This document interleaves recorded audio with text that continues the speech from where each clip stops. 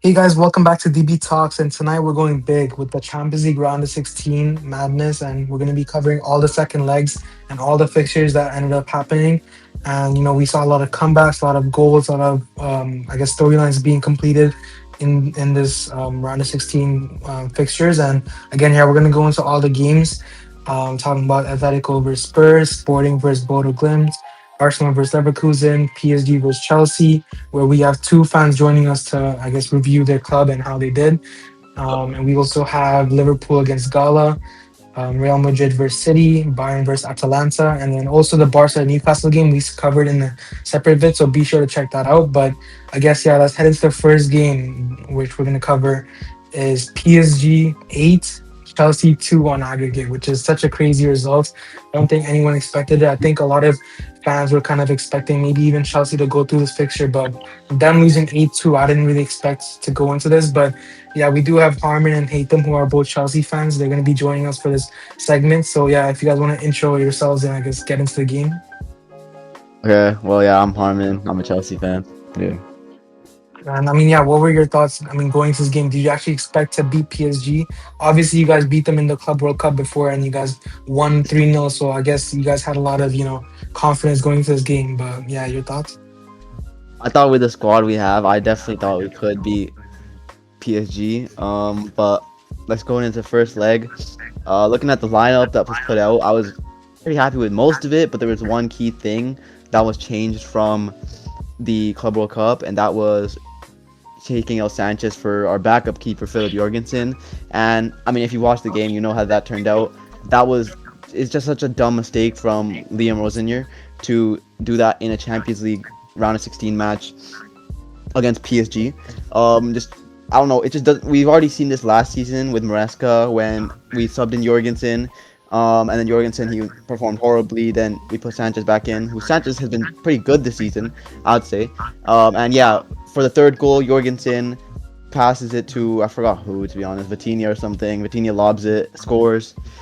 Um, but yeah, I'd say overall, I think the whole team was responsible for the loss, but some key players from Chelsea that I thought performed well were in the first leg. I'd say, and the only good players were really Enzo Fernandez, Pedro Neto, and Malo Gusto.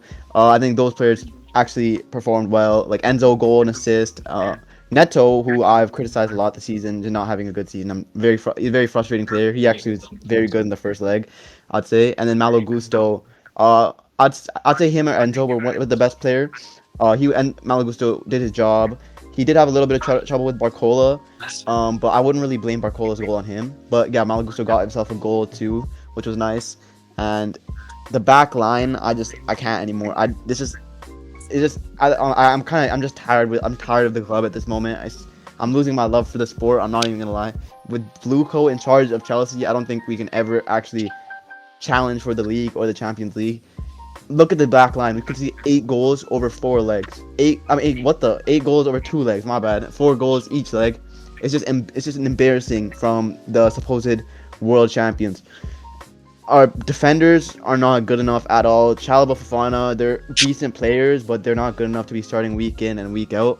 Levi Colwill, he is definitely good good enough for Chelsea, and I think he's good enough to start. But very unfortunate ACL.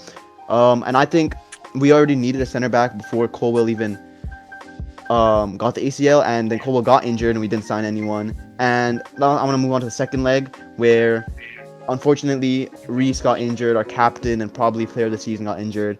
I just had no faith after that, and that disgusting lineup that got put out with Sarr, who he's a good young prospect, but he's very young, and as you can see, he made a mistake for the Kvara goal.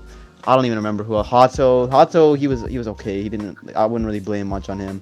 He couldn't do. He's out of position as well. He's mostly a left back, but yeah, that second leg, I saw the lineup. No one, I couldn't name a single player that performed in that second leg. To be honest, maybe I could say Caicedo and Palmer had moments, but it's not good enough. Not good enough at all for one of the best supposed best players in the Premier League. And yeah, I'll pass it off to Hatem to give his thoughts. Yeah, Hatem, I mean, you were one of the Chelsea fans I was discussing earlier in the season where you were talking about even before the game, you were talking about how in the Club World Cup you guys dominated, and you were more worried about like the Premier League fixtures than the PSG fixtures. And I mean, it's crazy to think about how you guys lost 8-2 at the end. And I guess, I mean, yeah, what are your thoughts going into this game, and how did you feel losing by such a big margin like this? Yeah, I can't lie. It's just because of one person, Liam Rosenier. You can blame the players as much as you want, but tactically as a manager, there's absolutely no way you could try to copy Maresca's homework, but do that with like such little accuracy. Like I don't understand. He basically took everything Maresca did but ruined it. The reason why, honestly, a lot of Chelsea fans were so like confident about this game was because we thought we had a competent manager in charge, which was that of Rosenier. When Maresca played PSG, he had the same system, or like basically the same way that um, we saw Liam Rosenier try to like, copy, but the difference is Liam Rosenier decided to have other plans. He's trying to play out the back with players like Chalobah and Fofana. Yes, I understand they have one of the highest touches and pass completion rates, but again, when you look at those stupid stats, you don't see that they have any accurate long balls, any like proper like progressive plays. They're just side pass merchants. On top of that, they both have a lot of bozo moments on the field. We really are missing a ball playing like Levi Colwell. And honestly, on the first leg, it was just down to a lot of players making horrible mistakes and just overall bringing the team down. Two players I really, really despised was Joao Pedro and Jorgensen for the first leg. When I say Joao Pedro, a lot of people are going to be shocked about this because they're going to be like, hey, he's like Chelsea's main striker, he's bringing in almost all the goals, he's the one that's looking like one of Chelsea's few bright spots this season. That game, he had, like, I'm pretty sure, only 15% completed ground duels. And that's just statistics. When you watch the game, you really saw Pacho and Marquinhos absolutely had him quiet. Like any aerial ball, any ball that basically came to him, within 3 seconds the ball was stripped off him. Like he was so quiet that game. Any play that touched him, it ended with him. And I remember specifically in the beginning, albeit yes, I'll say it's a really hard finish. But as a professional striker, especially with how open he was there, he completely missed like Reece James cross that he crossed in, and there was another chance. I forgot who was it, but he also had another chance and he completely whiffed it. Again, there were multiple other players that were not playing to their like how people rate them. I admit there are players like Caicedo, James, even players like Palmer. They weren't performing like as high as like we rate them. And overall, yeah, it wasn't the greatest game for the first leg, but I really, really hated how, a player that we've seen how he performs in big games, which is that of Jorgensen. We saw in the Conference League final. It's not even like a really big final, but he in the first 30 minutes he was so shaky. He made a mistake. He was making mistakes left and right with distributions and stuff. And then it took until Reece James getting subbed on and the entire team performing like way better for them to win the game. Although it didn't look like Chelsea were even going to win for like the first half. So I was just curious, what he saw in a goalkeeper like Jorgensen. But yeah, that's just my thought on the first leg. Second leg, not really much to say. Again, we started off with two idiots in the back. Not really much you can say there. Okay, I mean, I also watched both legs of this game, and I think the first leg, I think, it was a pretty back and forth game where both teams were scoring. But I think up until the mistake that Jorgensen made, where he gave the ball to Kavar and then Kavar gave it to Vitinha and Vitinha chipped it over. I think that third goal definitely just killed Chelsea's momentum, and I think, we did see that one offside Joao Pedro goal after that moment that could have been an equalizer, but it wasn't because it was offside. I think during like, that moment, I think it was just hard for Chelsea to really get the other goal. And I think after we Oh, just saw that, sorry. so I was gonna say 100% for your Jorgensen point. I think even though Jorgensen was completely like underperforming with his like every single like pass that he tried to complete, it either went for a throw in or just completely missed the mark. I was gonna say like yes, even though we caught up 2-2, you don't know how hard Enzo was like trying to get the team to keep it pushing. Like when it seemed like 2-2, we finally thought, okay, this team's performing well enough that we can actually be able to, get past even with Jorgensen's shit plays. But he was just so bad that even if what was it, Enzo, Gusto, and Neto were performing so well, it just literally couldn't cancel out how bad Jorgensen was. Yeah, I think that mistake definitely just hurt Chelsea so much because it's one of the layered parts of the game, and up until that point, Chelsea were doing well into like trying to maintain at least like a draw going to the second leg at Stamford Bridge. But obviously that mistake just hurt I think Chelsea's game, and we know the team PSG is they're the previous UCL winners, and they're a team that will obviously take advantage of every mistake that the opposition makes. So definitely that just hurt everything. I think after that, in the remainder of the game, I think we saw the Kvara moments, the two Kvara goals that I think really just hurt Chelsea so much more, and made that gap a 3 goal deficit, which just made it so hard for Chelsea to really have faith to come back in the next leg. And I think a lot of fans were just concerned about how Chelsea were going to go into that game, knowing that the team PSG is, and even though they haven't been having, I would say, like the best season. I think in League One or the League One, they've been kind of struggling to have a good I guess title race. I think they can easily lose the title if they aren't careful enough. And I think some of their players haven't been as good as they were last season. I think even we saw like Dembele, who's been injured, coming back. I think he's been getting much better as he's returned to the squad. But I think PSG overall as a team hasn't been as good. But at the same time, I think that a lot of people mention is the rest that PSG get, because they were able to like delay or like, move their league on games to a different side, so they get more rest for the UCL, as well Chelsea have to play their Prem games in between the UCL, so they have less rest than PSG. So definitely more tolerance on the Chelsea players than PSG. I think just looking at the game, overall, just the way the teams play, I think Chelsea had a respectable first half.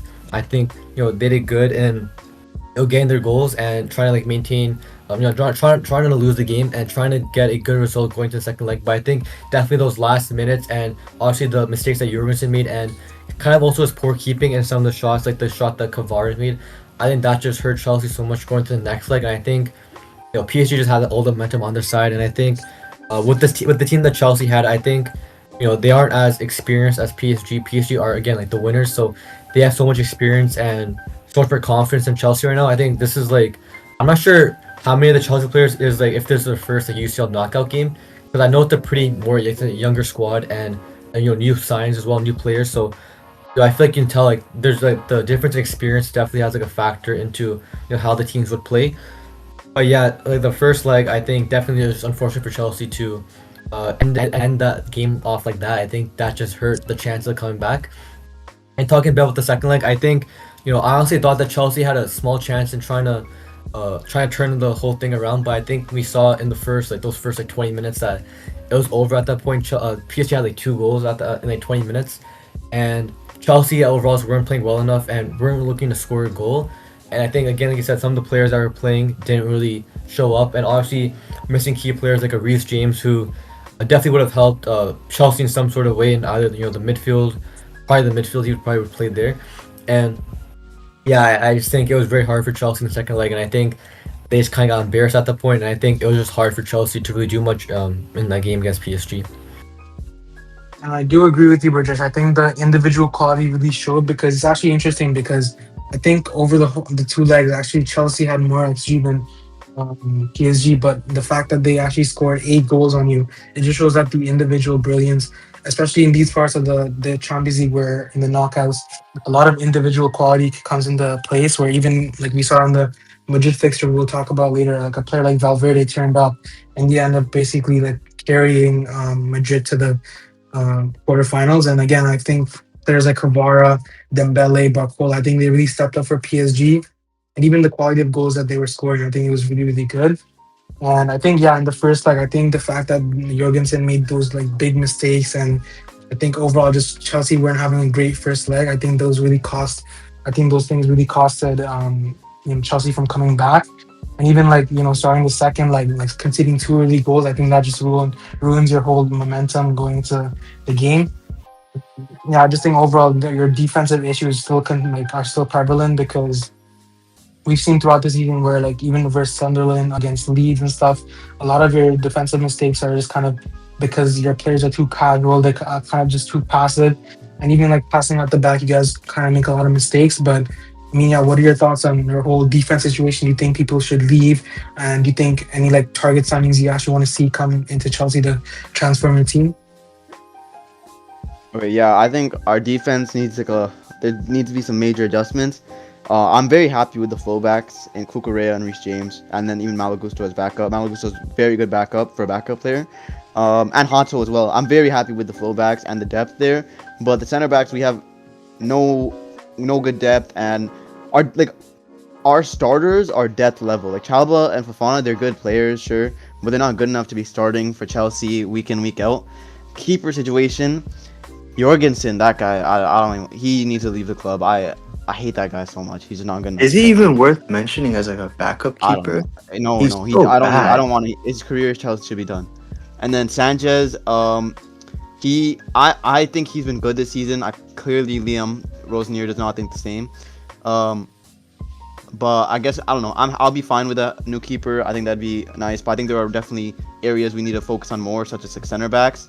I think I would love to say names like Bastoni or something, but as I have to be realistic as Chelsea and the model that we have, we're gonna probably sign some young player or something. It's not Some even a young, center back. some young French, yeah, some young French center back or something. I don't know, from No, not Strasbourg or even a something. center back. Yeah, we might not even sign center back too because we didn't last season. The whole But reason yeah, why Maresca fell out was because he asked for a center back. He yeah, knew that his club was lacking. They that's true. didn't give him a center back. They said actually work with what you have. And Yeah. when he actually pushed for, hey, look at the games, look at the result, this is the cause of not having a center back, they decided to sack him for an even more inexperienced manager. That's basically a yes man now. They said that we have some internal solutions, such as Josh Achampong. Yes, I'm a very big fan of Josh Achampong, and I think he's a very good player. But again, he's very young, and I don't think he's good enough to start yet. He probably needs a loan or just needs minutes off the bench. But even though he's an internal solution, he's not getting enough minutes. Like he barely plays for some reason. But I think he should be getting minutes over the likes of Tosin. Why is that guy? Why is Tosin playing more than Josh Achampong? That doesn't make any sense to me. We But even recalled the then, Argentine for no reason too and so from he's DBT. at Strasbourg right now. Yeah, but we need someone who can pass off the back. I generally don't know a person we could get in the summer who I'd want. And who we could realistically get. Of course, yeah, I'd love to say someone like a Bastoni or Schlotterbeck, but I'm being realistic. We're never gonna get them unless we somehow change this project up. But we're not. So yeah. Club's more focused on the business aspect rather than winning aspect. I think also another thing that Chelsea need to improve on is the attacking depth. I think when we saw the second leg, that the players that Chelsea brought on, it was like a Delap, it was a Garnacho, it was I forget who Lavia. else. Lavia. Embarrassing subs. I think the It's attack so also needs like a sad. change. When Even you with the sub on the starting, player, yeah. the team Yeah. gets weaker. Like, sorry, In the offense, the other team gets stronger. That's we have sad. we don't have like a left wing. Okay, Garnacho, that guy, he's just not good. And then Gittins, Gittins. I think he's a player who can do good in the future, but he's just not ready for, I think, like a bigger club yet, and he's definitely not ready for the Prem. But I think he does have the potential for sure, and I do rate him as a player, but he's not ready yet, and I he's forgot we injured. signed him. So, And Neto as well. Neto, I think, hasn't been like, he's Neto's not. pushing like what? He's 27 now, right? Or 26. he's like, yeah, he's one of the older players, which is kind of crazy to say. And he's on the fall off too. It's not like He's this is 26. where he's supposed to be in his prime, like physically and everything. But he's already on the degrade, so it's like what do we Neto, even say at that point? he's so fast. He can shoot the ball. He's a good passer of the ball, but he has no IQ. Like the guy, he'll never make the right decision in attack. Whether he's right wing or left wing, it just crossed and inshallah usually half the time. And for some reason, his crossing hasn't been that good recently either. But yeah, there's just we just need the whole squad needs just to improve. And yeah, I don't know what to say. Interesting enough, I felt like in the first half, I think Neto's actually. He was kind of threatening the first half. I remember that one chance that he was on like the left and he was using his pace, his dribbling, to really get goal. He was kind of more direct, and then he made a cross into the box where no one was there. That felt like kind of a waste. I could have shot it instead. I mean, comparing Chelsea attack to PSG's attack, because PSG have an insane attacking depth, arguably like probably the best or maybe one of the best like attacking like wingers like depth, because they have what They have Kvara, they have Barcola who did well. They have Dembele, they have Due, and their attack is insane. And obviously the circumstance for Chelsea and PSG are different. PSG kind of have like, so much money to really spend, and I mean Chelsea do as well. But I feel like the way Chelsea spend it is way worse than how PSG do. I think PSG make much better decisions.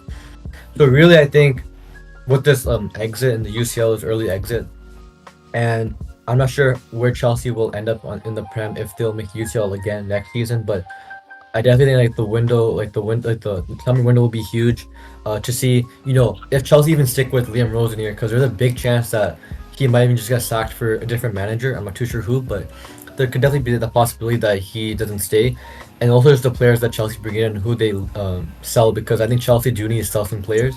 Obviously, there's like those core players that Chelsea will need to keep, like the Palmers, the Reece James, the Caicedo, and I think Enzo also should like probably stay, because I think he's definitely one of your better players. I think Chelsea need to somehow find these players that would work with the system and just to improve the team. I think the signings that Chelsea make feel like they're kind of mediocre. They're very like they're more miss than hit. So I think Chelsea need to find like just better players to sign. Honestly, Yeah, and even with your whole manager situation, I think the funniest moment in the game was when you guys were losing 8-2, and this Rosenier guy was like writing notes down on his pad, and he was trying to pass notes to Garnacho and Toast, and I'm not sure what he was doing there. I mean, I respect that he's still trying, not fully giving up, but again, he seems like a manager that really tries hard. He tries to be. I think people view him as like nerdy, like he's kind of a nerdy type of person. But again, I don't think you guys were even like too confident with him than Maresca. I think you guys wanted someone more experienced and more like I guess proven in the game. And I think the overall situation, I mean, he started pretty well in the Prem and stuff, but I think in the big games, especially versus Arsenal and now versus PSG, really hasn't shown that level where you can manage a big team and I guess get big performances. So I mean, are you looking to sack him soon? Do you guys think? I mean, who would you even bring in? Yeah, I wouldn't say I wouldn't say I want to sack him yet. Honestly, what he did in that first leg is like a sackable event. He starting Jorgensen and then choosing to play out from the back like we did, instead of doing the Maresca's tactics of going over the top with long balls. That alone got us out of the tie. But I wouldn't say I'm losing out, because who are we getting in instead? So I think I'll just give him more time. We'll see how the Everton game goes and other game goes. I think realistically we should give him until the end of the season, unless he does more dumb things. yeah. I mean, anything else about Chelsea you guys want to talk about, or we can move on to like a different like one of the different like ties. I mean, just I want to ask them like, obviously you guys are now out of the Champions League, and you guys are now only in two competitions. Obviously, the Premier League, I don't think you're gonna win that, but you guys are obviously competing for a top four position, and even the FA Cup you're still in. So, what do you guys expect for the rest of the season? Do you guys expect to at least push for a third position, maybe, or at least get Champions League football again? What are your thoughts? I don't expect us to push for third for sure. I think that's probably a United spot. I think we're not consistent enough for that. I getting UCL is honestly a must. I think we need to get UCL, but the thing is, even if we do get UCL, will we recruit the proper players to have a decent run? That's the big question. And I also need a good run in the FA Cup. We're in the quarterfinals. We got a very easy fixture in Port Vale. Um, so preferably I'd like to win it, but with this club I have very low expectations. So I want the FA Cup and top five, but I'm just gonna say a good run in the. Yeah, that's what I want, and I basically need to recover the season, because this season is already a bust. If we can get FA Cup top five, then we have a good season. But yeah, what I'm expecting is getting top five and then probably losing the FA Cup to like Arsenal or something. Nothing would happen anyways if we still have these directors, the sporting directors and the board directors, as well as this manager. It's honestly, unless all three of these leave the club, it's looking grim. Yeah, and then that just goes back down to the owners, because these directors have been doing their stupid thing for how long, and clearly the owner is fine with it. So yeah. And again, we've already started to see the cracks being shown.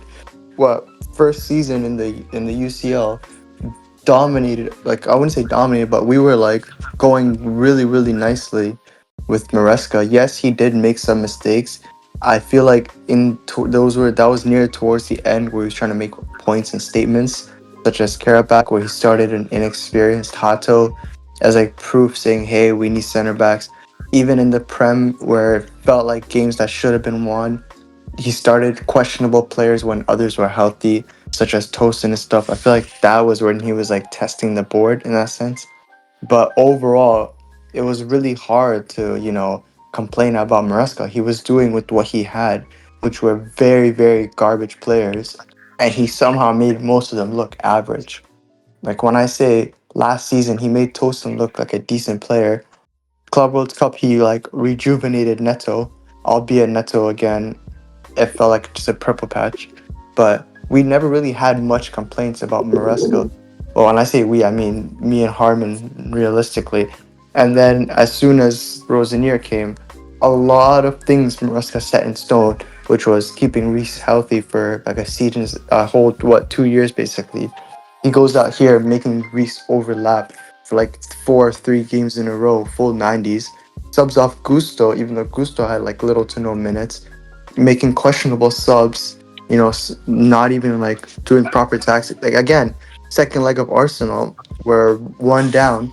This guy's running a holding form. Like this guy's literally running a mid block in like a holding shape.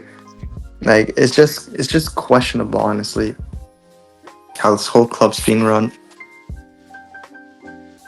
Yeah, I mean, I think you can see in other, I think other a lot of teams also experience similar things where they like if they're owned by someone, then a lot of times the club itself is seen more as a money machine rather than like really trying to build something special with the football, like the football and like the club, and like they're really trying to They're like just here make for progress. profit.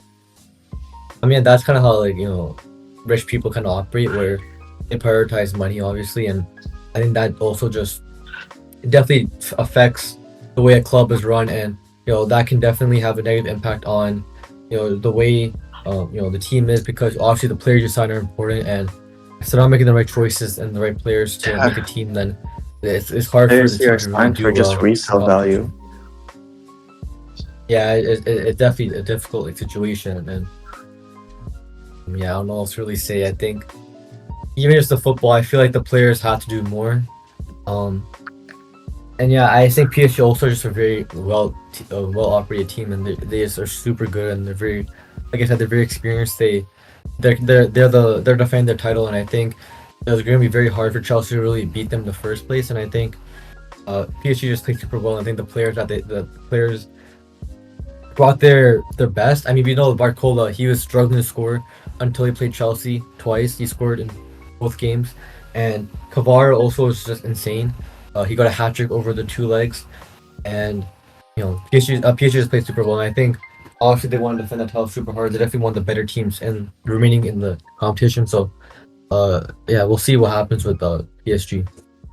Yeah, so disappointment for Chelsea. I guess we can move on to another big game, the Real Madrid fixture, where Real Madrid were really unexpected to, I guess, beat City, even maybe even spank them. But like, again, yeah, the whole Real Madrid versus City fixture. I think a lot of teams, a lot of people predicted City to actually destroy Madrid, because Madrid, especially under Arbeloa and the whole, I guess, recent form in the season, they haven't been especially good, and especially they have players like Mbappe, they have Jude out, and a lot of youngsters were actually playing in this game. So I don't think really anyone expected this whole fixture to swing towards Real Madrid's way. But again, I think they over the 2 legs they just showed that they have that Champions League heritage. They have the player quality, players like Vinny, players like Valverde that can step up in these big moments and just do much like really perform and I guess carry their teams into the next rounds of the Champions League. But again, I mean, looking at the first leg, this was actually the biggest shock because, again, yeah, I didn't expect City to lose 3-0 against Real Madrid, especially at the Bernabeu. I mean, a lot of teams have come to the Bernabeu and actually got results. I think I remember Celta Vigo and stuff like that. So, again, I didn't really expect this to happen. And again, the start of the game, I mean, it was really, I think City were shell shocked where they conceded 3 goals in our first half to Valverde. And this was actually one of the maybe the best performances we've seen from a player in this season's Champions League, where again every single goal that he scored was just class. The first goal where he went around Donnarumma, the second goal where he had a really like neat finish with his weak foot, and then the third goal where he had that flick over Gehi and a really amazing finish into the corner. And again, even in this game, it could have been 4-0, where Vinny in the second half ended up missing a penalty, which Donnarumma saved. So again, this first leg, I mean, it was a crazy moment for Real Madrid and even City themselves. I think across both legs, I think Pep really overthought it. I think he made a couple mistakes with the starting 11 because he ended up playing a player like Semenyo, who's not really a creative player. I'd say he's more of a finisher and a more like a physical player. He ended up playing Semenyo at Cam and even Savinho, who's not been really good at all this season. I mean, to be honest, he barely got minutes. He's barely got any goals and assists and stuff like that. So I don't know why he chose players like Savinho to start the first leg, especially. And even if we look at the second leg, I mean, a lot of people were expecting Real Madrid to, I guess, finish the game off, and they're not doing that because even like to start the game off, there was a big moment with the Bernardo Silva red card where he kind of tries to block the goal with his, I guess, arm, and he ends up being like sent off because of that. And at that point, you expect the picture to be fully over, being 3-0 down, conceding a pen and a red card. I mean, at that point, you're fully finished. And this time, Vinny steps up and he ends up scoring. And again, I just don't think City really played well at all across both these legs. And even a player like Doku, I think he was their main outlet because he was actually creating chances against Trent and crossing the ball like dangerously into the box a couple of times. So again, I think he was the main player for City, but I don't think anyone else really stepped up. I think Holland should have done much better across both legs, and that's something that's been like talked about him, where he's not really a big game player, and we've seen him kind of ghost in these types of games. So he really didn't do well, but I mean, overall, yeah, Madrid end up going through, and it's a really big result for them, especially in this part of the season.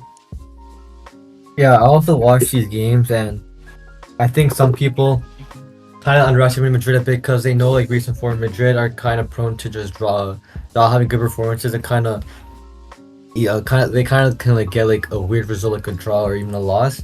And you know, in the La Liga title race, we've seen Madrid drop points, and now it's a 4-point deficit between Barca and Madrid. And also with the miss of Mbappe in the first, like I think some fans thought that would definitely hurt Madrid's chances of doing or playing well because you know Mbappe is their best player this season and he's one of the main goal scorers. So I think losing him, people thought that City would take advantage of that, and you know City have had like an okay form as well going to this game, but I think that you know City definitely struggled with playing Madrid and just the attackers. I think Haaland recently hasn't been that good at all, and he's been missing a lot of their chances and kind of wasting the chance that City kind of put forth. And like you said with Doku, I think Doku was probably one of the better players, or probably the best player in that first leg. I think, like you said, he was their main outlet in creating chances. I know we have a Madrid fan. He said that Doku was a player that he was scared of the most. So I think that definitely shows like how threatening Doku was that game. But you look at the scoreline, it was 3-0, and I think you know Madrid definitely had the better of City. I think City just were so dead in the first leg. They couldn't really score, get a goal, and you know Madrid had all the momentum when they were getting the goals. I mean, and a Valverde hat trick was insane. To see the moment like how Valverde performed that game, I think you know he definitely had a very big game. It was a very historic game for him, and I think you know obviously Madrid were the better team that game, so I think you know Madrid deserved that. And yeah, I think overall Madrid outplayed City, and I think you know going to the second leg, I mean with that scoreline of 3-0, it was gonna be very difficult for City to do something. But you know it was at the second leg, so fans thought that City would kind of turn around that result and try and get a comeback, but you know that didn't happen at all. And you know Madrid also got the better of City in the second leg as well. I think City kind of wasted a lot of their chances. I think they had opportunities to score, but they didn't take it. I remember that one Rodri open net that he missed, and Haaland also missed some chances. I think Cherky also missed his one chance as well. So I think City could do enough to really get those goals to make that comeback. And you know Madrid also got their goals as well, and they actually won the game like 2-1, I believe, right? Or was it 2-1 or 3-1? I forget. Yeah, 2-1, 2-1. 2-1, yeah. The Vinny got a brace, right? So yeah. I mean both sides also got an offside goal, but yeah, still I think Madrid also played better in the second leg as well, and I don't think City did well enough. And I mean, honestly, they were also coming off a draw versus West Ham in their Prem game, where they also didn't look good as well, good at all in that game as well. So I feel like City just right now aren't in like that great of form. They're kind of struggling, and we'll see what happens with Pep and like if he stays or not. But yeah, right now it just isn't looking good for City at all. And the UCL they're out, and in the Prem they let Arsenal get a 9 point lead ahead of them, and City have a game in hand, and they also play Arsenal in one of the future games. But still, this is not looking good for the City situation. Okay. I mean, yeah, I do expect someone like a team like Madrid to really be someone to look out for because again, we've seen players like Vinny really carry the team. Valverde had a really good performance, and again, they are kind of recovering players like Mbappe now, and even Jude Bellingham, who should be maybe back soon if he gets recovered. But again, yeah, I think they are someone to look out for, and you can never count them out in the Champions League, especially. And also another important thing, Courtois went down injured like right at the start of the half. So I mean, that's a big loss for them. And even with Barca, they lost Joan Garcia as well. So, two important keepers for both their respective teams. And again, I feel like that could also cause a bit of trouble for their teams. So, look, that's something to look out for. But again, I think someone like a Lewin has shown in the past that he can kind of step in and I guess fill in for Courtois at times. But I mean, yeah, overall, I think a really, really shocking fixture from Madrid. I think they really shocked the world from by beating City 5-1 on aggregate. And overall, I mean, we're gonna talk about the level of the Prem later, but a lot of Prem teams getting like losing by a lot in by to other league teams, and we're gonna talk about that a bit later. But again, really, really surprising fixture overall. But I think we can move on to another game where let's go to the Arsenal versus Leverkusen game, which again, it was a pretty important game. I think a lot of people expected Arsenal to go past this with ease. However, in that first leg, I think we saw that they were able to, they actually did kind of get dominated by Leverkusen. And actually, like they had to rely on a penalty start at the very end, which was kind of controversial, and that to get a draw at Leverkusen Stadium. And again, I think if Leverkusen won that first leg, it would have actually put them in a strong position. But because they drew that game, it kind of wasn't good enough to go to the Emirates Stadium and actually get another result. So yeah, I did expect Arsenal to go through. And again, when they played at the Emirates, they got a really good, I mean, a really casual 2-0 results. And again, nothing really. I didn't really watch this game, but I think Burjash, you did. So you want to commentate on it? Yeah, I watched the Arsenal Leverkusen. I watched both legs, and you said that people for the Arsenal go through, but I thought Leverkusen were gonna make an upset. I thought there'd be a major upset in the round 16. I thought it'd be Arsenal exiting to Leverkusen, and I think in the first game, Leverkusen got a goal off the corner, but then. And I think Leverkusen did well in kind of holding off Arsenal. I think Arsenal were really struggling to really get that goal and to really break through Leverkusen's like low block. So I think Leverkusen did well in the first leg, but then obviously they conceded the pen, which, I mean, whether you think it's a pen or not, I feel like it really wasn't. That was a very soft pen to give. That definitely helped Arsenal so much going to the next leg where it was at the Emirates. And yeah, that second leg, I was very brutal for Leverkusen because Arsenal were dominating so much. They were attacking so much towards Leverkusen. And I mean, the Leverkusen keeper made some pretty good saves, some pretty clutch saves as well. But ultimately, it wasn't enough because you saw in the first half, Eze got a very he got like a wonder goal. He got a very good goal that came off his individual brilliance. That was honestly unsavable. So that helped Arsenal a lot because since then it was just Arsenal dominating so much, and every time Leverkusen tried to attack, they couldn't really do much. I think Arsenal's defense was just too strong, and the midfield was super good at winning the ball back. And then eventually in the second half, they got their second goal. They got a goal from, I believe Havertz also got a goal, but it was offside because it touched his hand. But they did a second goal from Declan Rice, who got a very nice goal as well. It was like a clean shot to the bottom right, and yeah, and I think since then that was like I thought game was over because Leverkusen weren't doing enough to really attack. They had this one chance. I forgot who shot it, but Ryan made a very good save. But yeah, I think Arsenal did deserve the win ultimately. I think they were the better team, and especially in the second leg, I think they were much better. And Leverkusen didn't really do enough, and yeah, that's how Arsenal were able to advance. And again, a team like Arsenal, I think they're really like big favorites for the competition because they are so good defensively. I think they're the best defensive team in the world, and I think because of how like good their defensive and set pieces kind of thing is, even if they aren't performing as well attacking wise, they can always rely on like set pieces or like just defensive, I guess, dominance to win games. And again, we've seen against Chelsea and stuff, they've won games like that. And even this fixture, like they won 2-0, kept a clean sheet. So again, even if like they're a possible opponent if Barca get to the semifinals, and I do think we are going to really struggle against a team like Arsenal because again, they're just so like strong defensively and even physically. Like the set piece, I think we if we did face them, possibly we could like concede a lot of corners to them because I don't think we're the best team at defending corners. But I mean, yeah, I think it was a pretty straightforward fixture for Arsenal. I think everyone did expect them to go through, and they actually just ended up doing that. So good on them, I guess. But I guess moving on to the other fixtures. I mean, let's talk about the um, Atletico versus Spurs fixture. I mean, Brijesh, you want to talk about that because I think you were actually hating on Spurs, and you actually wanted Atletico Madrid to face us, and as that happened. Okay, I didn't say that like, explicitly. I just thought I think it'd be more entertaining for Barca to play Atleti just because obviously we know how the Copa del Rey ended and how the Barca definitely want the revenge on Atleti. And I think a lot of fans would love to play Atleti. And I think Spurs also just struggled in the first leg so much they got dominated.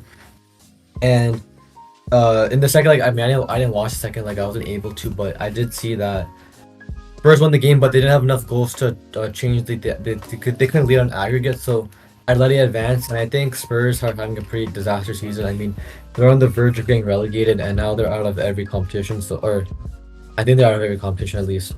So yeah, I think Spurs are just not having a good season. I think Atleti, on the other hand, are kind of like I wouldn't say dark horses, but they're like a team that might be overlooked, and they could do something. But I think Barca should be able to handle Atleti. But yeah, I think that like those that tie, I think Atleti were definitely the better team. I think Spurs struggled so much. I think that first leg, uh, just kind of sealed the tie. I feel I think Atleti just played super well and that performance. I think really made it hard for Spurs to really come back in the next leg. And I think that was a pattern that we saw in a couple of the fixtures in the UCL, like the City Madrid result, the PSG-Chelsea result, and the Bayern Atalanta one. But yeah, I think it was hard for Spurs to um, yeah, really do anything. And I know you're a bit fond of Spurs, and we know how they're doing the Prem, and now they're out of the UCL. So, I mean, what do you think about that? And again, I think Spurs situation. I think everyone expected them to lose against Atletico Madrid. Obviously, it was a bit of a surprise seeing them as like the fourth best team in the league phase. But I think again, when we saw them, I guess drawn against Spurs, I sorry, Atletico Madrid, I think everyone expected them to lose, and obviously, honestly, like I don't know why they shouldn't have prioritized this competition at all. I think um, Tudor should have rotated a lot because I think their main priority at the moment should be not getting relegated from the Premier League. I think again, even if they somehow make it like a miracle past Atletico Madrid, they have no chance of like going to the finals or even winning it. So I do think like they should have prioritized the Premier League a lot more. But even like looking at the two legs, I think the 5-2 like leg, I think the whole Kinski situation, I think that was a big moment. I think he had a big like error, and I think again it was just a big moment, like some similar to Jorgensen, where like the keepers ended up making mistake on mistake, and I think that costed them a lot during I guess both fixtures. I mean both legs, and I think yeah, losing 5-2 in the first leg, I think that just kind of ended their hopes of even beating Atletico Madrid. But I think playing at home, they ended up winning this game 3-2, which was kind of surprising. And Xavi Simons had like got the man of the match, and there was a funny picture of him like holding the man of the match trophy with like he was on the verge of tears, so that was kind of crazy to see. But again, I think yeah, Spurs. I mean, no one expected them to win, and I think the major thing to take from this game is that Atletico Madrid is our quarterfinal opponent, so it is going to be important to get our revenge on them. So hopefully we are able to do that. But let's quickly move on to another game. Liverpool versus Gala. I mean, again, I predicted Liverpool to win this leg, the fixture overall. However, it was kind of surprising to see them actually lose the first leg away at Galatasaray. Obviously, we do know their stadium is like something that everyone like, is afraid of, and it's honestly a big atmosphere there. But again, I do think like away from home they've been really poor. We even saw that against Juve, where they almost lost the second leg at Juve Stadium. And again, it just showed in the second leg as well. Like I was watching this game today where they lost and they ended up losing 4-0. And even I want to talk about a certain player, a Liverpool player like Sabas. I think he's been like the best player for Liverpool this whole season across like the entire span of the season.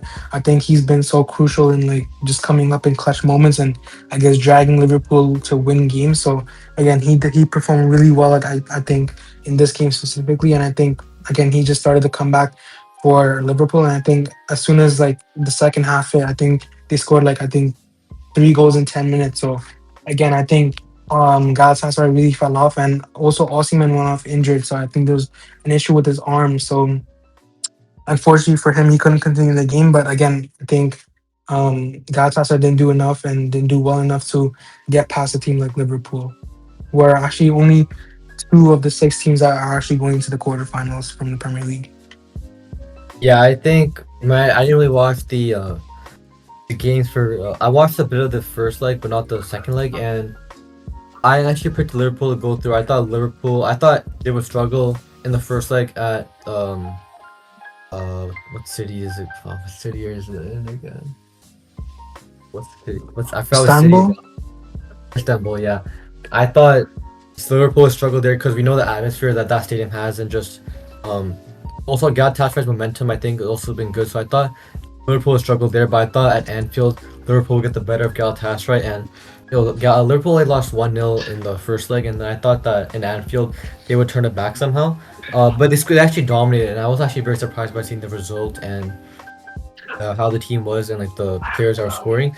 4-0. I mean, Salah got missed a pen, but he also got a goal and assist. Smalls, like you mentioned, got a goal. I know Gravenberch scored and Ekitike scored too, right? So yeah, I think Liverpool will be interesting, and they face PSG. They're playing PSG, and we know what happened last year when PSG and Liverpool played in the round 16, where PSG it was a pretty close tie, but PSG were more dominant and they got the win. So we'll see what happens in that leg if it's similar. That's definitely like one of the ties to look out for. But I think Liverpool definitely are like they're definitely a good team, but I think they will kind of struggle against better teams like PSG. So I think I feel like their run might end here. Yeah, I think similar to you, I think Liverpool aren't like consistent enough to actually beat a team like PSG. And even PSG haven't been consistent enough, but I think they have more individual quality to actually win a Champions League knockout game. And also they're I think at the moment more experienced than Liverpool because they are the holders of the Champions League. And I think even a manager like Enrique, I think he can easily outmanage a manager like Slot. But yeah, I think overall this fixture for Liverpool is a really good game at Anfield. I think they are going to be confident going to PSG game, but again, I don't expect them to win that fixture. But let's quickly move on to the other game. Let's go to um, Bodo versus Sporting, and this was actually a crazy fixture because I think both legs were kind of crazy. Where the first leg, I mean, Bodo surprised everyone. I actually predicted Bodo to win this whole fixture, but they're not disappointing me. But yeah, the first fixture, I mean, they end up winning 3-0 at home, and this was a really good game. I think we've seen throughout this whole Champions League run for Bodo, they beat big teams. They beat City, Atletico Madrid, and even Inter across two legs. So I did expect them to be dark horses for this tournament, but they actually did start off strong in the first leg with the 3-0 win.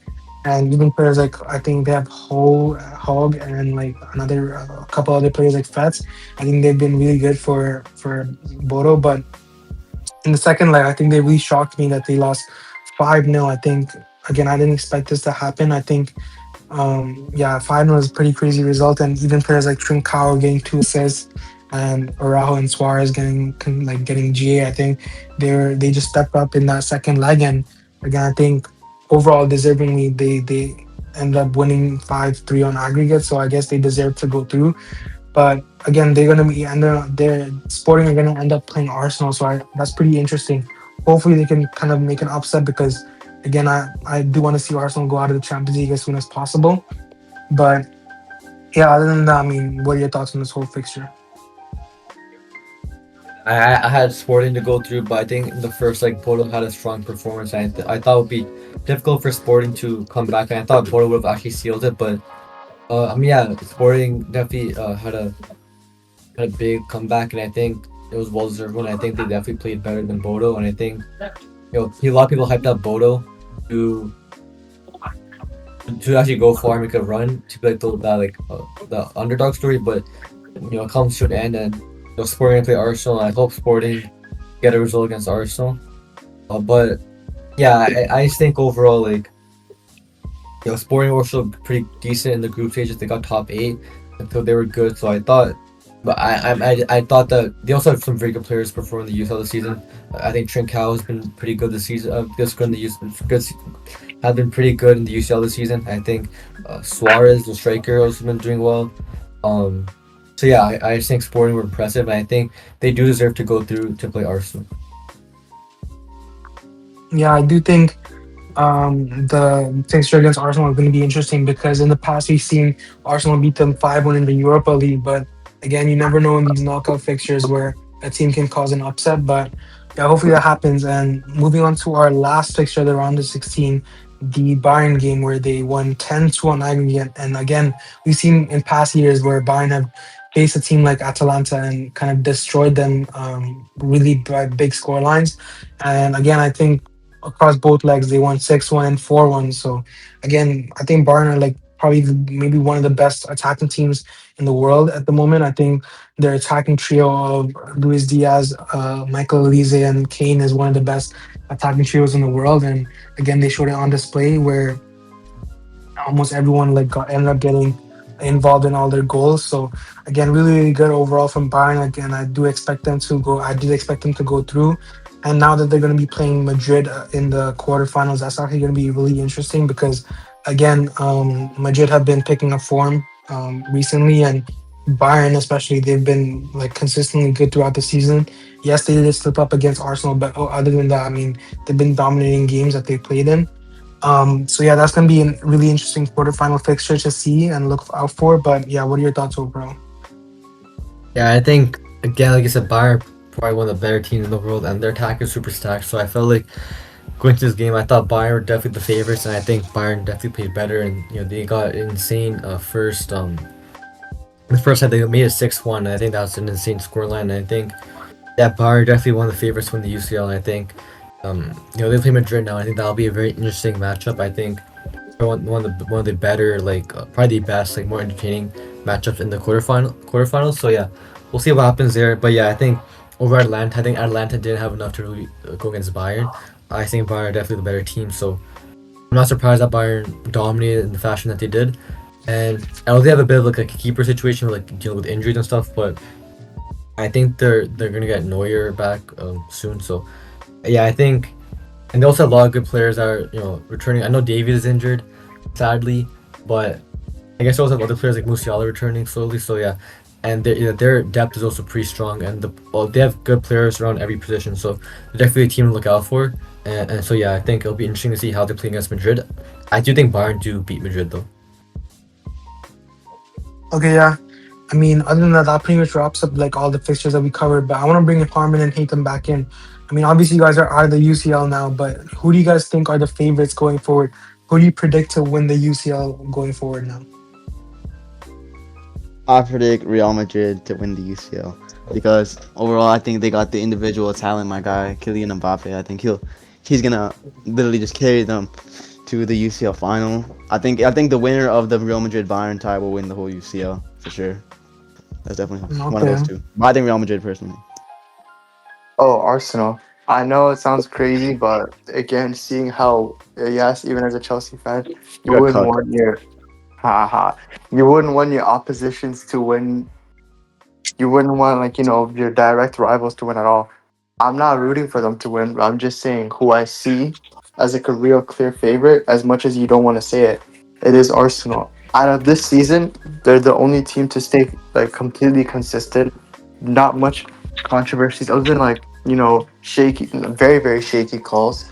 They haven't really had much like, losses as well as underperformances.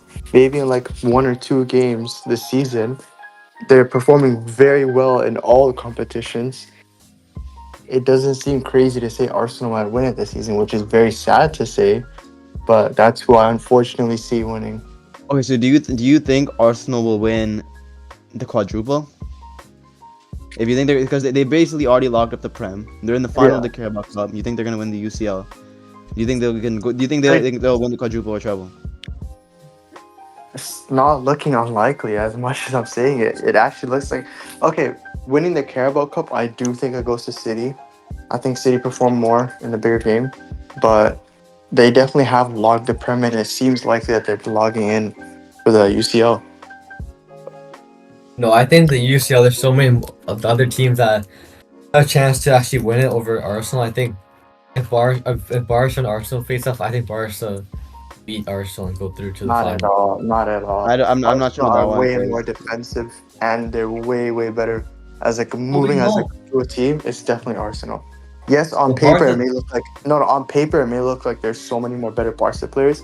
That's what any Oh, I'd club could argue say. there's more. I'd argue there's more Arsenal players that are more physical and stuff like that. I also think Arsenal are a bit of a shameful club. The way Yeah, they hundred play, percent. I don't think they deserve to win the UCL the way they play. Because I think a lot of like that Madueke call where he slips on nothing against Leverkusen. Yeah, That's an embarrassment to. That could have changed the tie. Leverkusen could have gone into the second leg with a lead. Um, and it's just embarrassing. I feel like overall, I think Arsenal just get calls their way, especially with the corner tactics that the disgusting corner tactics they do, where they're pushing and shoving the goalie. But if like another team were to do that, I feel like they would rule it out. But I think they get special treatment. And I don't know. I just don't think they'll win the UCL because I think when the lights shine the brightest, I think they'll choke like last year with PSG. I also don't think their offense is that good unless I think they're really over reliant on set pieces. Like when we shut them down, when Chelsea shut them down with set pieces, when Maresca used his set piece tactic against them in what was it, November or December? I forgot which month.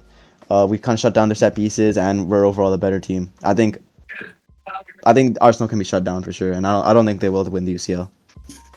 I mean, I'm saying I think Barca can definitely. If Barca were to face Arsenal, I think Barca win. I think you're talking about like their defense, but I think Barca's attack, especially at home, can definitely. Why are you laughing? But yeah, I think they can definitely, break Arsenal's defense down. I think Barca have the players that are capable of, overwhelming their defense with the attack. I think players like Lamine Yamal, Rafinha, Firmine, Lewandowski as well. I think the midfield also. I think Barca have better midfielders and can definitely control the midfield against Arsenal. I think Pedri, De Jong, and Bernal all are capable of doing that. But we'll see when we get there if that happens. We'll see what happens. I don't think Arsenal are gonna. I don't think they'll win it, but we'll see what happens. Anything can happen right now. There's 8 teams left.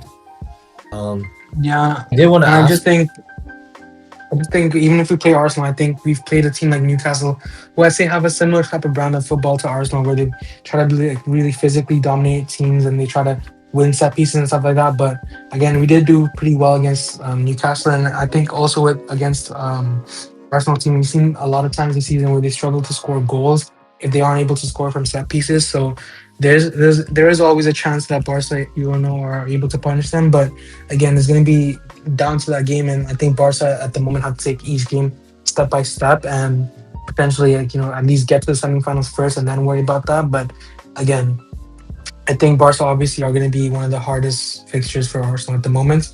But I just want to ask you guys really quickly. I mean, with the remaining teams, the 8 teams that are left, um, could you guys power rank them in order of who you guys think is the strongest contender at the moment? That's the least strongest.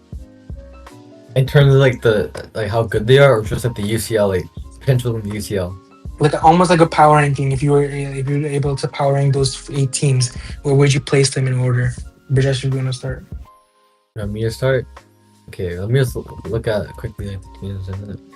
Okay, Yeah. I'm gonna go first. I'm gonna go Barca. Then I'm gonna go Bayern. Then I'm gonna go Yeah. PSG. Then I'm gonna go Arsenal. Then I'm gonna go Okay. Madrid. I'm gonna go Liverpool. Then I'm gonna go Sporting. And actually, no, I'm gonna go Atleti then Sporting. Okay. Okay, Armin, you want to go next? Yeah, I'll go next. Okay, so first, I think as of now, I think Bayern. I'll go first. Second, I'll go Arsenal. Third, I'll go PSG. Fourth, I'll go Real Madrid. Fifth, Okay, this is rage me. fifth, I'll go. Fifth, I'll go Atletico. Sixth, So Barca. Seventh, Liverpool. Eighth, Sporting. okay, I mean, I'll go. I'll put Barca first. That might be a bit biased, but I do think we're one of the strongest teams in the competition. I put Arsenal next. I think they're also one of the strongest defensive teams and hard to beat. I put Bayern third. I put PSG. Actually, I'll put PSG fourth. I'll put Madrid fifth. I'll put Liverpool sixth. I'll put Atletico Madrid seven and Sporting's eighth. Hatem, do you want to participate in this? Yeah, just power ranking, right? Yeah, just power ranking the eight remaining teams in the Champions League in order. Got it. So number one, I'd have to say Arsenal. Number two, I'd have to say PSG. Number three, I'd have to go Madrid. And then four, I'd go Barca. Five, I'd go Liverpool. Six, Atleti. And then seven, Sporting. You're Wait, did I forgetting a miss Bayern? team. You're missing You're forgetting something. Bayern. Yeah. I missed Bayern. Also, I put Bayern third then. Okay. Whoa. PSG. Yeah, I'd put PSG second and then Bayern third. I also wanted to pose a question. Who would you say are three? I say three like players that you thought performed very well, across the two legs, for any tie, and three players that you thought were like, most disappointing that you thought could have been better. I'll go first. I think a player who, Kvaratskhelia. He's completely destroyed us. He got so he didn't even start the first leg, and subbed on, got 2 goals and assists. Yeah, it was a little bit of, like the second goal was kind of stinky, but that first goal, very good goal. And then even in the second leg, I forgot. I think he got a goal. Did he get an assist too? Maybe, I don't know. But he completely destroyed us.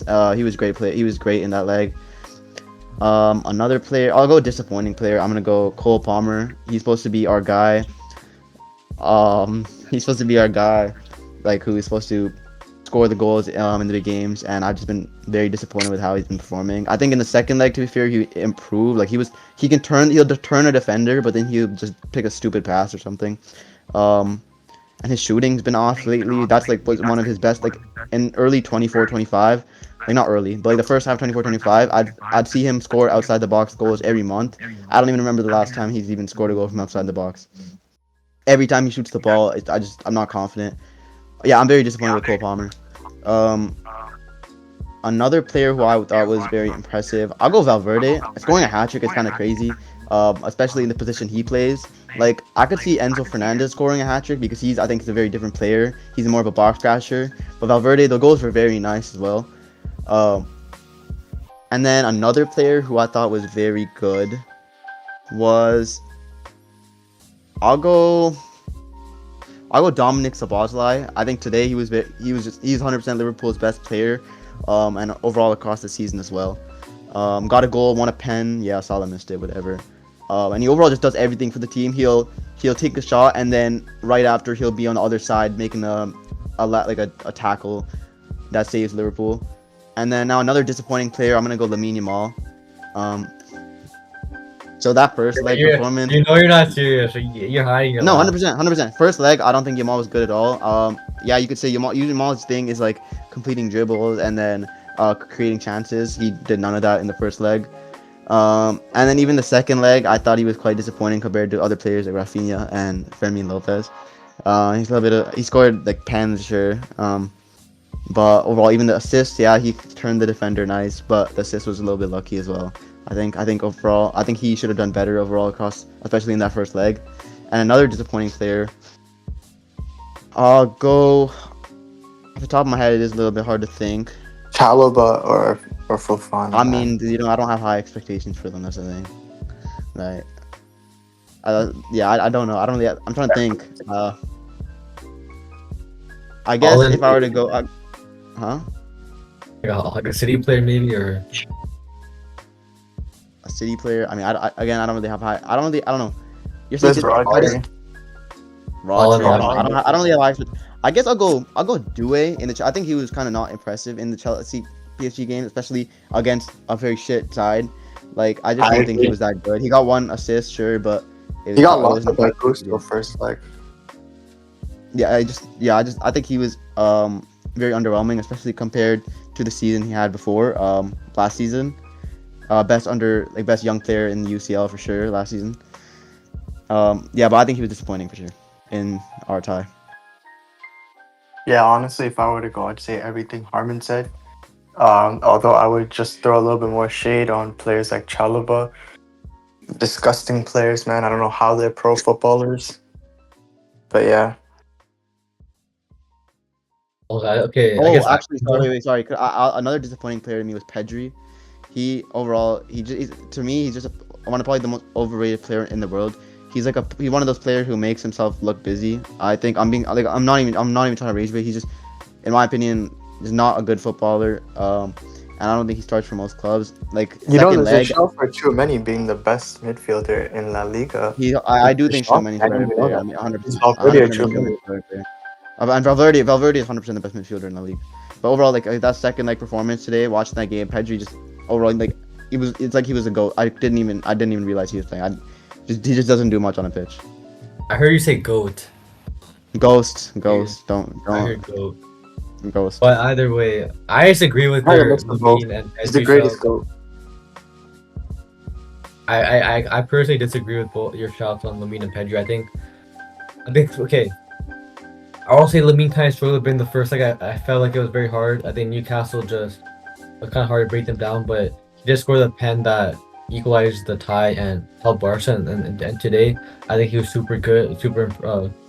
He was just amazing. I think you know he also did on that pen, but he also got an assist and overall his dribbling and just playmaking was very nice. So I think he did well. And with Pedri, I think Pedri's first leg was very good. I think he was getting fouled a lot. The players couldn't get the ball off his feet and they had to foul him.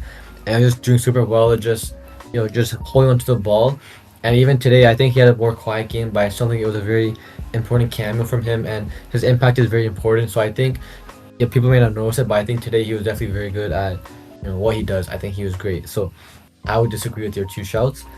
For my players, like the most impressive players and also the more disappointing players, so I was definitely thinking of Kavar is definitely one player that comes to mind as a shout. I mean, a hat trick over the two legs and just a dominant performance, and he also got some assists as well.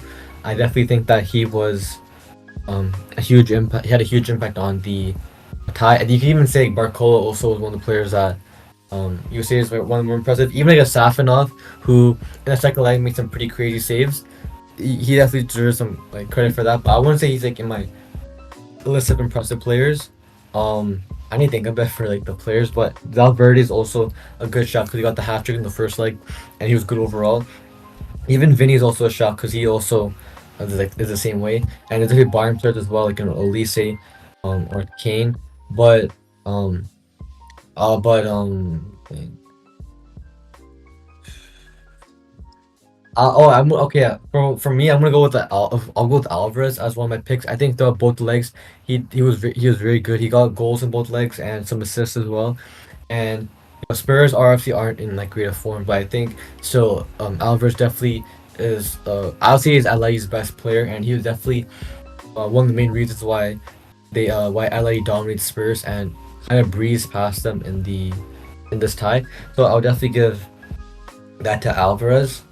And um, honestly, I'm gonna go Gerard Martin for one of my more impressive players. I think he's very under the radar. I think some people who don't watch Barca probably don't know much about him or his impact. But I think across both legs, I think I gotta say, I think for me, um, I think he's impressive. He's a bit of an underrated pick, I'd say. But yeah, I'm gonna give Gerard Martin that. And um, for my other um player, I'm gonna go. I think. Um,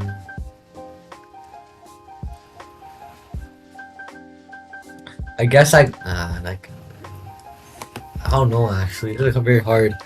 Um, Maybe I'll go with Rafinha for his second leg performance. I think Rafinha like that today he was outstanding, and very important. He got 4 GA and just very good overall. I think the first leg for Newcastle he wasn't that good, and he was kind of struggling. But I think he made it up with the second leg performance, with the opening goal and also just how well he played. So he's definitely one of the players. Also, I know Sporting has some players in second leg that also would help with their comeback, like a Trincao is also a good shout for being impressive. I think he's definitely honestly one of the best players in the UCL this season.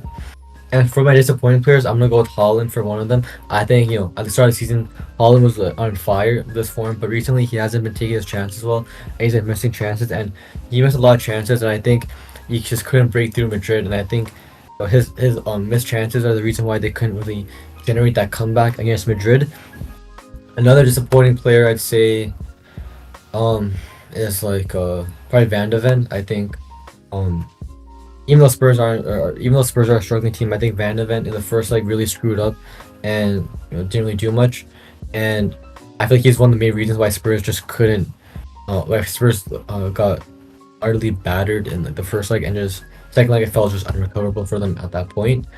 And um, another player I'd say is um, what was the Chelsea player? Um, Probably like Palmer or Jao Pedro. I just think they couldn't do anything, and yeah, those are my picks. Okay, so for me, I have a couple similar shouts for like both kind of aspects of the I guess question. And for the three most like the best performers, I'd say I put Kavara in there. I think again, yeah, as you mentioned, I mean, especially in the first, like he kind of like killed you guys off in that first fixture. I mean, before he came on, it was like 3-2 or something, and right when he came on, he made it like he scored two goals, two bangers to be honest, and made it 5-2, which basically ended your hopes of coming back. And even the second, like he ended up scoring as well a really good goal. So. Um, yeah, I think over both legs, he was one of the best performers in Champions League round of 16. I would also put Valverde in there. I think across, like especially that first fixture. I mean, he shocked City. He ended up scoring a hat trick on them, and even in the second fixture. I mean, yes, he didn't score, but I was watching the game, and I think he still had a lot of influential moments where, again, he's such a good runner for them. He's such a good, I guess, presser and someone that can win the ball back and control the game for Madrid. So I do think across both legs, I think Valverde is a big shout. Um, and then for my third shot, yes, I would go Rafinha, similar to Brijesh. I think, yes, the first leg he wasn't anything like crazy special. I think again we did kind of struggle with the whole team in that first leg, but I think the second leg he came really in clutch, and this was maybe one of those best performances in the whole season. He ended up getting 4 goals and goal involvements and 2 goals and two really good assists as well. So yeah, I put Rafinha in there as well. And now for my three like horrible performers, I'd put for Chelsea. Obviously, they lost 8-2, so I have to put a Chelsea player in there. You could put Caicedo in there. I don't think he was anything special, but even like a Palmer or João Pedro, almost all the players were really disappointing across both legs. But for me, I think the biggest person that I guess sold the fixture for you guys is Jorgensen. I think if he wasn't in that for that first fixture, I think you guys maybe could have had a possibility to come back even. But I think yeah, he really sold his chances.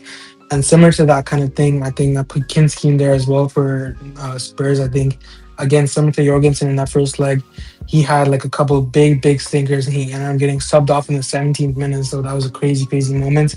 And again, he had a lot of errors that caused like Spurs to concede early goals.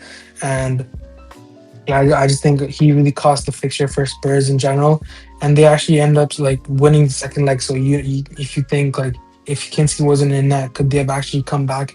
But yeah, that's something to think about. And my third player, I would actually, yeah, I agree with Burgess. I put Holland or some sort of city player. I put, yeah, Holland in. Yes, he did score in the second game, but I think overall, like both fixture, I think he wasn't anything special. And again, it's a player like him. He's considered at times like one of the best players in the world. And if he can't perform in these kind of big Champions League games, it kind of just um, doesn't help his repertoire as a player. So again, something really disappointing.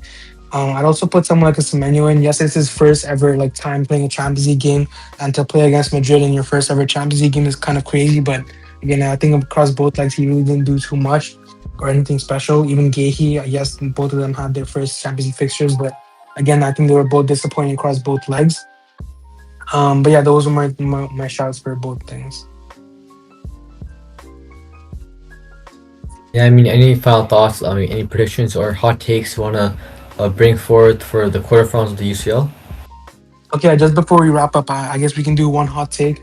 So one big, I guess, fixture that you think is gonna go swing towards one team, kind of like the City Madrid run, where no one expected Madrid to win 5-1 across both legs. So Harmon, you gonna start off? I think Atletico Madrid make it to the UCL final. I The think overall they final? just What? yes. I think in the on that side, like the Europa League side, I think overall it's I think Atletico Madrid is a very underrated team. Yeah, they didn't do that well today, but I don't think they were taking it as serious. I think they were able to rotate more because they had such a big lead. Um, I think they're actually a very underrated squad, and I think they can. I think they can go to the final, and I think they might. Hey, Brajesh, you wanna go? I mean, I'm gonna go like for like my hot take. I think Sporting beat Arsenal and Sporting make the UCL semifinal. And yeah. Okay. I mean, hot take. I don't know. I guess my biggest hot take would be that Bayern actually destroy Madrid. I think it's not gonna be close. I think again Madrid had a good fixture against City, but again when the times get tough and when they play an actual quality team, that's not been struggling this season. I'd say Bayern have been really consistent. I think Bayern are going to really take them apart, and we're going to see their defensive issues exposed. Players like Asensio, players like Hoyson, who's not been really good this season. I think they're going to get exposed against the attacking trio of Bayern. So on aggregate, I'm thinking something we could see something like a 7-2 or like a 8-2 on aggregate. That's my take. Yeah, that's a pretty I'm gonna bad add take, on to man. that. I think Olise gets a brace across both legs, and I also think that we'll see a red card across both legs, and I also think that we'll see um a Kimmich goal. Okay. On that fixture, I think it'll really I think Real Madrid front line will really show Bayern's front line's levels and show how to actually show up in big games. And I think Real Madrid will win, and it'll go down to Mbappe and Vinny cooking them. I mean, yeah. Overall, I think having Mbappe back fit is going to be huge for Madrid, but again, I do think Bayern do have questions around the players performing in big games. So again, I do think they're gonna get the revenge from a couple seasons ago where they got knocked out by a Joselu winner. So I think they're gonna be looking out for revenge, and hopefully they do end up winning by a lot. But I mean, that pretty much wraps up our UCL roundup. I mean, a lot of goals, a lot of amazing fixtures this whole round of 16, and it's gonna be really interesting to see how the quarterfinals shape up. But let us know your thoughts down in the comments. Do you think Chelsea PSG was the most embarrassing fixture? Do you think Barca are still favorites to win the Champions League? And any other thoughts about who you think can step up as a player in the remaining fixtures in the Champions League? But yeah, follow our socials and be sure to stay tuned. But thank you for listening and goodbye. Goodbye.